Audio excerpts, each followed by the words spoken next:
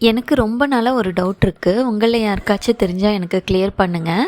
இந்த கோவக்காய் இருக்குது இல்லைங்களா, இதில் உள்ளே பழுத்திருந்துச்சுன்னா அதை நம்ம பொரியலுக்கு ஆட் பண்ணலாமா வேண்டாமா? நான் ரொம்ப வருஷத்துக்கு முன்னாடி எதுலேயோ பார்த்துருக்கேன், இந்த மாதிரி ரெட் கலராக இருக்கிறத ஆட் பண்ணக்கூடாதுன்னு சொல்லியிருந்தாங்க.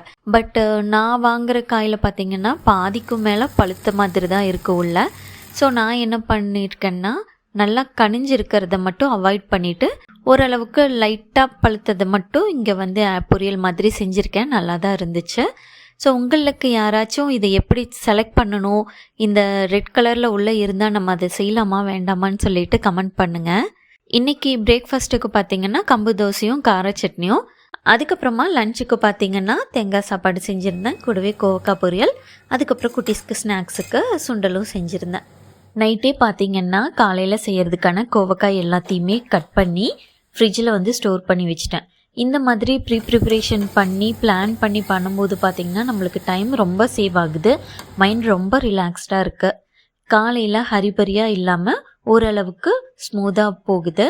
ஸோ எவ்வளோ பேர் இந்த மாதிரி ப்ரிப்ரேஷன் பண்ணி பிளான் பண்ணி மீல் ப்ரிப்பேர் பண்ணுவீங்கன்னு சொல்லிவிட்டு எனக்கு கமெண்ட் பண்ணுங்கள். டாடா, பை.